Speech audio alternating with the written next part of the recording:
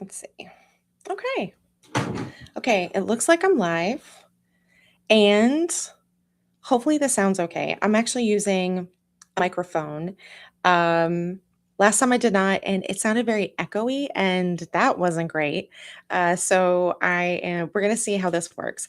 However, when I use this microphone to record a video, I usually put it in a program to like increase the sound so it's lower so it doesn't pick up like all the background noise, but then I make it louder in like a post-production kind of program. And so I've figured out now how to, like multiply it by 4, but I'm not sure how it's gonna come across on the live. So we'll see after this one is done. Essentially, what I wanted to start doing is start doing lives, ideally Friday around 7 p.m. Today, I kinda got it together around 7:15. The first time I tried, this sound was garbage, but I'm not gonna know about this one until we're done. So hopefully this sounds good. I have no idea. The reason why I wanted to start doing this is because as we move into the unprecedented times, you know, wherever you're at, it's gonna have a little different flavor. But as we move into like the bad times, I wanted to have a place where people could come kind of like getting things set up in advance. Like if I'd known about COVID ahead of time, what would I have done before to start having kind of like an infrastructure that people can come to. So that's what this is. And no one's here now, and it's fine. Totally okay. Not a problem. Um, the last time I did it, I just sort of wanted to test it and see. I don't know how long it's going to go. Um, this is sort of, a very big learning process for me. Actually, it's really interesting that I'm even on camera. I didn't even take a senior year photo. As soon as it was optional, I did not take school yearbook photos. So for me to be at a point where I'm sitting on a camera on the internet in front of people is a very big reach for me, especially in terms of my self esteem. So go me. Doing that thing where you stretch outside of your comfort zone. However, I started actually doing the videos the first time, very rough, very just, I'm hanging out in my apartment, it's COVID, and I feel like we all need to see another human being. And, as I've sort of kind of like tightened up on what I feel comfortable with and what I think is going to be my style, um, it's very much for a very similar purpose in the sense of I think we're going to need connection with people, like real people, not AI, voiceover on a text, and those videos aren't even necessarily terrible, but like I feel like we're going to want to see a person again, especially one that's sort of more authentic and not very polished. Although I'll do my best to sort of move more in that direction if I can. But I want to be me. And I know people are going to need to be able to connect with that at some point. So, anyway, the goal is to be doing the lives at 7 on Friday nights. I'm Eastern Standard Time. So, that's like in the eastern part of the United States. So, whatever time that is for you is when I'll be on. Theoretically, I don't know. This is the first time, but like I'm thinking Friday nights at 7. I don't wanna do Saturday because what if we all have plans? But I feel like Friday, it's the end of the work week, but you're not necessarily going out to do stuff. But also maybe if you are getting ready, you could, like, put it on in the background. I don't know. I don't know you. I don't know your life. But I just feel like I don't wanna do Saturdays. I might be busy. Um, anyway, so let's see. I ended up watching a really great video yesterday of another YouTuber, and let me see if I can find it. It was on Lord of the Rings and why wait a minute. No, that's the second one I watched. Hold up. Yeah, it was Lord of the Rings and why Legolas wasn't impacted by the ring, but like all these other elves and powerful people were. And I loved the video. And basically, let's see. The YouTuber's name is Thalor Sterling, Thallor, and then like Sterling, like sterling silver. And so they seem to have like a small channel too. I mean, mine is much smaller. But what I really liked about their analysis is that they were saying that the ring isn't interested in power per se. It's interested in domination, which is like it's similar. But you can have power and not use it to dominate people. Domination is itself a like a shadow side of power. So if you have power, but you're on the light side, um, you can use power for good. And, if you're a healthy parent, that's essentially what you're doing. You have power over another person for their benefit, at your own expense, and you're using that power responsibly. But the shadow side of power is domination. And especially, I'm not going to get too far into the Epstein files, but I've been thinking a lot about why all of these powerful people are so interested in taking innocent, vulnerable people, children, and then abusing them. And I think it's because it feeds into a desire for domination.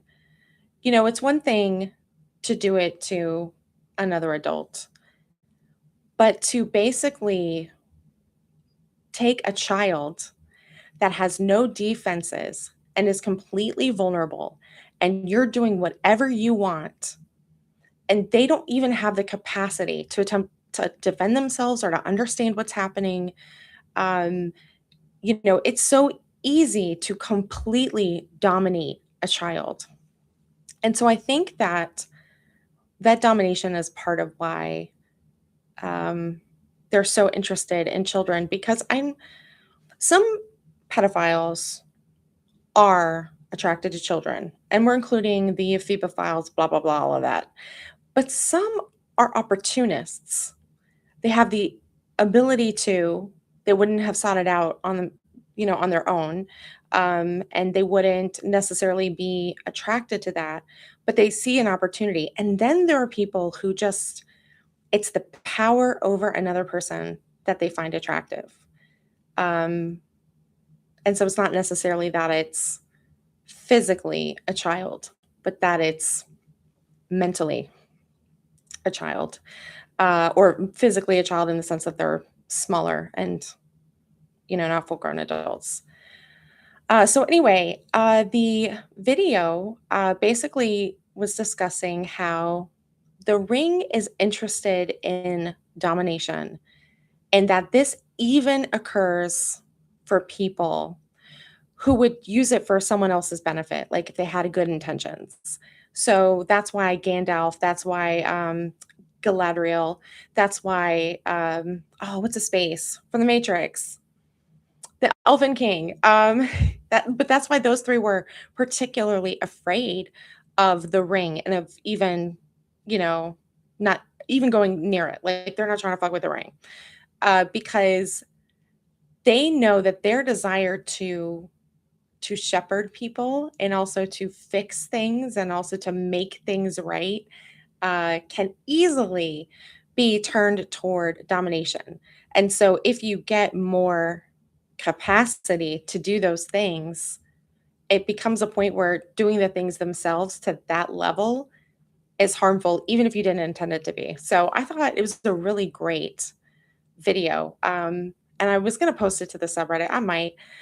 But I love that discussion of how it wasn't just power, but it was domination, like an orientation of wanting to dominate another person. And I've talked about that often, in the videos on the subreddit, where if you think that you know better than another person, and you want to come in and basically make them, even if it's for their benefit, you know, that we want to be really careful with that because that is domination.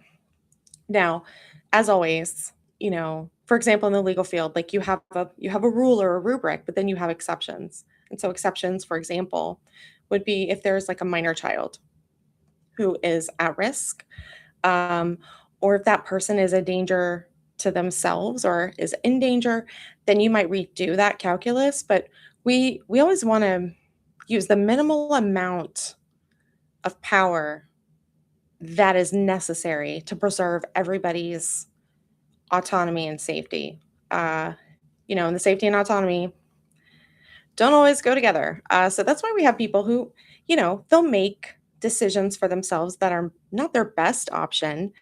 Um, but you can't come in and completely control everyone. And so when people are thinking of like creating a utopia, it's usually they want to create a perfect system so they can have perfect people, or a system that compensates for imperfect people. Even thinking that you can educate people into being better is not realistic because often you can educate a person and they may simply come to a different conclusion. For example, if you have people with different values, if you have a different primary value, then how you look at a situation isn't going to be the same regardless of the level of education you have about it.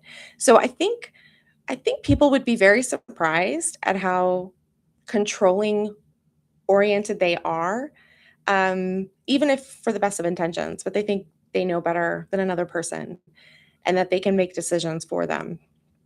And so it's still a form of domination, even if well intended. Uh, that's also why you get a lot of unintentional abusers. An unintentional abuser is a person who's abusing and they're not really aware that that's what they're doing. As far as they're concerned, they have a reason or permission, or what they're doing is not abuse but something else, and they're harming other people, but they don't have self-awareness to understand reality and what they're doing. And so, whereas with an intentional abuser, they have a high level of self-awareness, so they know what they're doing. And so, that's sort of where you get your Machiavellian mustache twisting abuser who's, very methodically being abusive. Whereas your unintentional abusers are often people, who might be struggling, sometimes with mental health situations, and they just may not literally be capable, or it could just be someone who's immature and doesn't know enough. When we're young, I think we really think we can change other people. And I don't think that's a great idea. Actually, I wanna say I'm speaking for the US. I can't really speak for other countries. Um, there's so many different cultures and approaches. So I'm not saying this is like Asia or something. But anyway, so let's see. I I wrote something the other day that I thought was really good, and I wanted to share it. Let's see.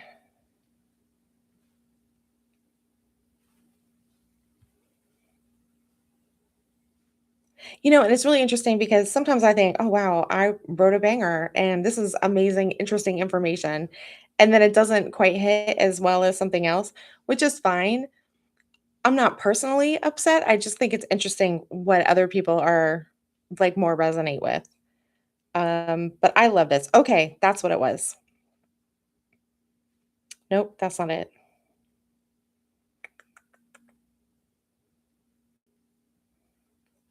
Give me 1 second. Oh, that's it. Okay. So it was how you can end up in a situation where someone loves you, but they don't like you. Um, there was I want to say it was Instagram, not YouTube. There was a guy doing a video and he's doing one of these like ladies. This is how it is kind of a deal. And first of all, I mean, it has its audience for sure. But secondly, I don't think that applies to everybody, or it can apply to everybody, but just not necessarily in that construct. And I like to take things out of the gendered construct if I can. And so this dude's explanation was that they don't like women because they chase women first to get them, and then they start being in the relationship and then learn whether or not they actually like the person. They're not learning about them first and then like making a determination about whether they like them and then pursuing a relationship or not. So they're just swiping on everybody, and then they get a response and then go, I don't know if I like this person. But because they've finally got a person, they don't want to let him go. But because they don't like that person or they think they could do better, they have contempt. And the contempt comes out in these like comments, or ways of mistreatment.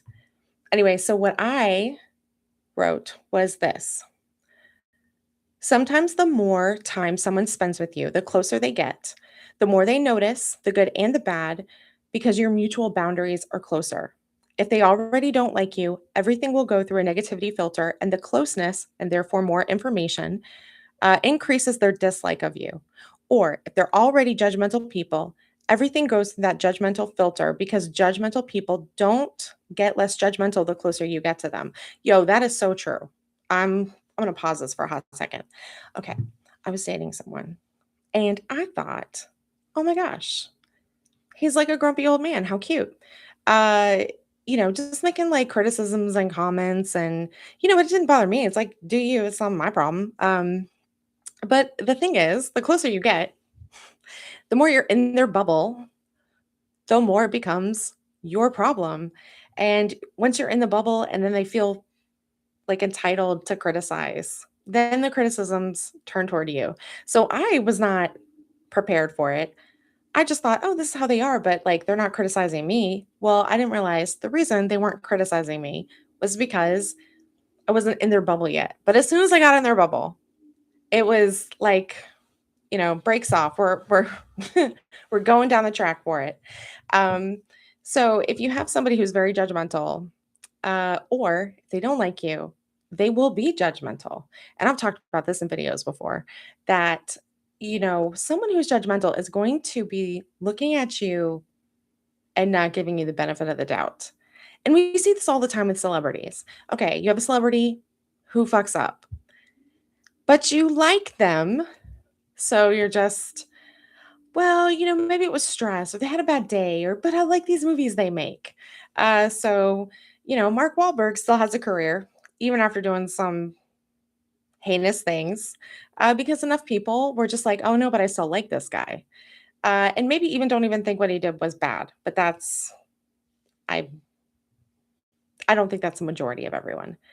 However, if it's someone you don't like, and they do a thing, even if it's not necessarily a bad thing, you don't like it. So let's say it's Kim Kardashian getting a like a law degree.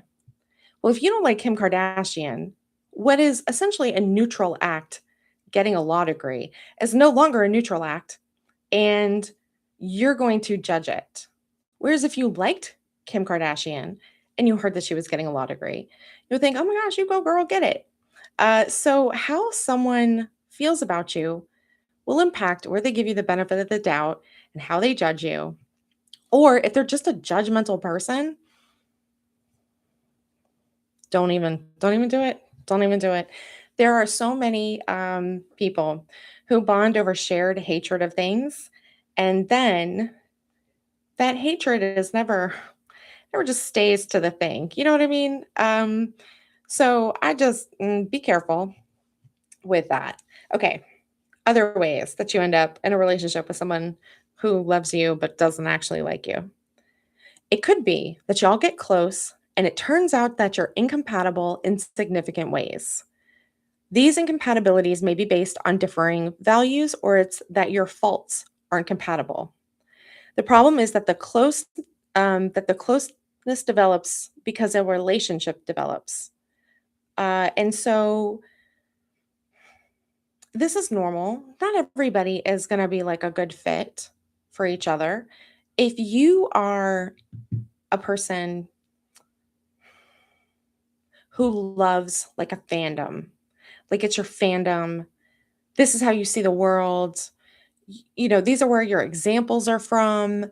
And if you're in a relationship with somebody who not only does not fuck with that fandom, but doesn't even like the fandom anyway, um, that's not gonna be very compatible. So when you're giving examples from your fandom and they're just sort of looking at you like, okay, right? That's not we don't love that. And, it doesn't mean you're wrong, it doesn't mean they're wrong, it just means maybe these things don't go together. Or, like, the faults aren't compatible. Uh, so let's see. One of my faults, and this is, of course, very dependent on how somebody feels about me or what I'm saying or whatever, is I can talk. I can talk a lot. That is not something that everybody is going to enjoy. However, I was married to someone who really liked that and really didn't talk that much. And so they really enjoyed listening to me talk and, hearing what I thought about things. So even though they were not very proactive in a conversation, it went together. It's not like extrovert adopts an introvert kind of a deal, except that that's not quite the dynamic. So even though those could be considered faults, those faults are compatible. You can have a situation where your faults are not compatible.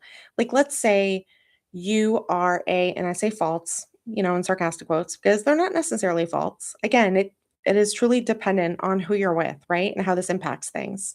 So if you're, let's say, a strong kind of a punk person who has a like fuck authority orientation, um, and you're dating someone who's very invested in coming across like a responsible citizen, that might not work. Those 2 things may not go together, and it's not anybody's fault, but sometimes, you get somebody and y'all start dating and you're not really compatible, um, but then there are feelings involved, we're emotionally attached, it's hard to let go, and then people start arguing about, "Well, you should dress differently," or "You should be different in some way," and the thing is, like, this didn't even need to be a thing in the first place. We're not compatible. Um, oh, what's a good example? I just it's gone. Oh, well, anyway. So, another reason why someone could love you but not like you. All right. Oh, so that relationship, friend or partner, becomes almost its own thing. The more the friendship or relationship is established, the more it itself becomes a consideration. The more people will love based on that relationship and not specifically their feelings about you. So if you see this with people, maybe they're not self aware or maybe they're immature and you get married and then it's like, well, of course I love this person because we're married, but you know, for whatever reason, you discover you don't really like them. Maybe you have children and you don't like how this person is co-parenting with you, or that you guys aren't like equally taking on the load. So things could change, and then you look at this person like, oh my gosh, I don't like you. But because you're married and you're like, well, that's my spouse. Well, of course I love them. And that's not necessarily true. You can have that with parents. Um, Kids who are mystified because they think their parent loves them, but they don't treat them well. And the parent's like, of course I love you. And really, the parent doesn't love them. They think they do because it's like, well, I'm supposed to love my child. That's the relationship. And so they attribute love because of the relationship, but it's not there because of their actions. All right, to the next. Finally, it could be a situation where a nice person wants to be nice and may even be attempting to talk themselves out of how they feel about you. Instead of recognizing clear incompatibility, they're more focused on self correcting. So you might have no idea, and they genuinely may be attempting to be a nice person to you, but they don't actually like you. And I feel like we see this a lot with victims of abuse, people who've been conditioned to be passive, or possibly just victims of abuse, people who are conditioned to be passive. Hold up, there was another one. Well, anyway, so if you're in a position where you think that being nice is so important and you don't want to be mean, but the thing is you're not being authentic with another person. So they may not even know that you don't like them. And you may not like them for like valid reasons. But you're still engaging with this person as if you like them, and you might be giving off micro signals that you don't, or it may be the reverse that you may be dealing with somebody who's like a nice person, but they're not being real and authentic. Uh, that's a situation where you could have someone that loves you but doesn't like you. Oh, what I will say is when you get closer to somebody and you start to see more of how they operate, then you may get to a point where you go, "Oh, no, I don't like this." And it's natural. You don't we don't necessarily know this about each other before we start getting close. I have a friend, well, I'm trying to slow fade this person, um, that I thought was a person that I liked. And so I started spending more time with them. And the more time I spent with them, I saw all of the ways that they like boundary push other people. And I wouldn't have seen it before because my interactions with them, I didn't have that level of access. And so I'm seeing this person and I think, "Oh, this is a great person who does good things, who tries to take care of people and animals." And then once I'm closer and I have more access, I see how things work. And I start to see, oh, they push boundaries because they think they're entitled to do so because they're helping. That's not compatible with me. To me, boundaries are extremely important. And I don't think we should be violating anyone's boundaries or pushing them because you want something, you think it's right, and you're going to make another person do it. Um, However, that may not bother another person, and they would be able to be close friends with this person without any issue. But that's not going to work for me. So I'm stepping back because I've reached my limit on being the recipient of the boundary pushing and watching the boundary pushing. So if you are in a situation where you realize like, "Oh no, I don't know that I like this person." It's okay to end the relationship, and you don't have to sit down and have a conversation with it. People, slow fade all the time, that's life. We move, we get busy, so blah, blah, blah, whatever, and then you've gone 3 or 4 months, you haven't seen each other or something. That's normal. It does not need an exit interview to end a dynamic. I mean, you can if you want, but I don't sitting there giving somebody a read on like what you don't like about them, especially if it's not necessarily a bad thing, it just doesn't work for you. I did tell someone outright, like, "Hey, this isn't gonna work for me to be connected." I reconnected with a half brother, and it turned out he's kind of a dick. I was like, I was like, yeah, we're not compatible. Like, you do you, man, but, you know, I don't feel comfortable with this. He's another really strong boundary pusher, and he's got that attitude of like, "Well, my friends are fine with it, they don't care." And I was like, "Well, that's great. I'm glad you have friends that, you know, that you are close to and that you have the shared language of dickery." I don't know. But that's not that's not my speed. I'm not about that. No, thank you. We can just go back to how things were. And his attitude. went straight to the character attack, which is how you know you're not dealing with like a mature person. Because if you just say like, "Oh, this isn't I'm sorry. This is like it's not for me. Do you?" But he was what did he say? I forget. But it was something along the lines of like be like I couldn't handle it, or I was like I've always been too like a goody two shoes or something like that. And um like I okay, we didn't need to go there. And just because I was a kid who was trying not to get in trouble, because I had abusive parents, like I don't that's not a problem, you know? So again, that's one of those things where uh it's like, sure, you can discuss it with them, but likely the less self-aware they are, the less mature they are, the worse that conversation's gonna go. And usually the person who's type of person who's doing those kinds of things are gonna be like that. Um, so I personally, I'm about a slow fade, but in that particular instance, I was like, I do not want to be affiliated with your socials at all, at all. I don't want this tied to me in the slightest. So I was actively like, I'm unfriending.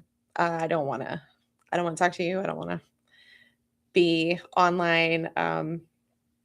Because also I was seeing things like he's driving his daughter down the road and she's got no seatbelt on in the pickup truck. And that's I understand we used to do that back in the day, but it's 2026 or 2025 or 2024, whenever it was. So, just for me, I was like, I don't feel comfortable with this. And that's totally valid. Anyway, so that one I did do an exit interview and it didn't go well, but that's okay. Not my problem. Um, Yeah. I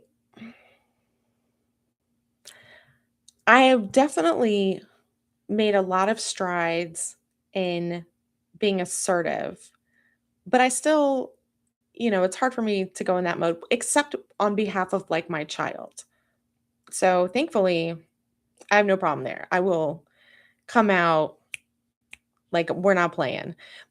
But in general, I do kind of have to work at it. So, okay, let's see. There was some Okay, I don't usually on the subreddit get into celebrity abuse topics, but I gotta say, the whole Brooklyn Beckham thing, as soon as I read the like post, I think it was an Instagram post or whatever it was, I went, oh, I sure can see how that may have happened. Um, Not saying anything definitively, but that sure doesn't not resonate. So when you have people that are so oriented toward looking perfect,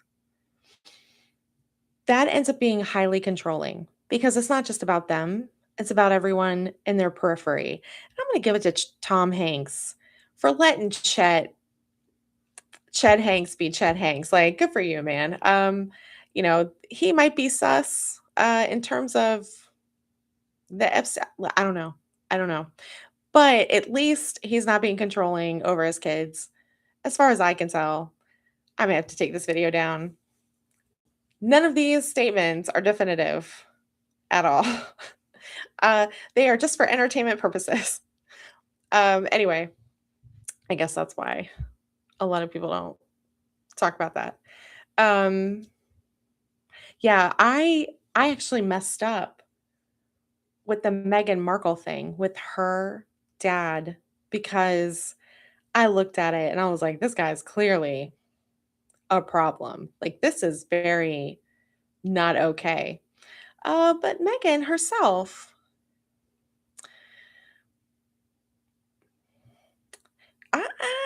sometimes I look at Harry and I'm like, okay, okay. Anytime you want to adjust things, I think people would be there for you. Same thing with Will Smith. I think if he actually came out and was like, uh, I was in this kind of dynamic and it was bad. I think he would be received, and, and I'd been coerced, blah, blah, blah. However, I suspect that he's equally involved in shenanigans, so that's why he didn't do that and why he won't, because that will backfire. Oh my gosh, I gotta stop. I gotta stop. Again, entertainment purposes only. Let's see. Let's see. Oh, there's a lady on Instagram who has, I guess, a lot of homeless people on her street. I think she's in California, maybe Santa Monica or whatever, and she does this thing where she does like like a thing where she talks on a speaker. She pulls like a tarot card for the day, which obviously, I'm not in that anymore, but she pulls a tarot card for the day and she like tells them what the temperature is, and she does this thing where she says like, "Oh, it's been, 3 days without, like a poop incident." And oh my gosh, there were so many comments that were like, "This is amazing. I bet they love it." And then there were comments that were like, "This is like, tone deaf, and how could you talk to homeless people that way?" And so I just sometimes when I look at a like an issue, sometimes I'm like, "Oh, I can see both sides. I agree with everybody." Um or at least I understand where everybody is coming from. And so this seemed like one of those things where like it could be awesome or it could be not awesome. So I don't know. I guess it depends on who's on our street and like what kind of relationship they have. Um I personally, like, I have homeless neighbors and I wouldn't do that. But that it might help them feel normal and included. So I definitely sort of was looking at this and thinking, I sure hope her homeless neighbors are about it. Because but it's also hard to be on the other side of that too. There's a lot of dangers when that's the dynamic of the neighborhood you're in, especially if there's like high levels of drug use. It's a lot harder to tell the kids to go outside and play when that's, you know, a possible danger that you got to think about. Not the people, but more so the paraphernalia. Anyway, all right, let me see. Ooh, okay. It's been 37 minutes. I think I'm gonna stop here. And then I'll see you next Friday, approximately at 7 p.m. Eastern time. Talk to you next time.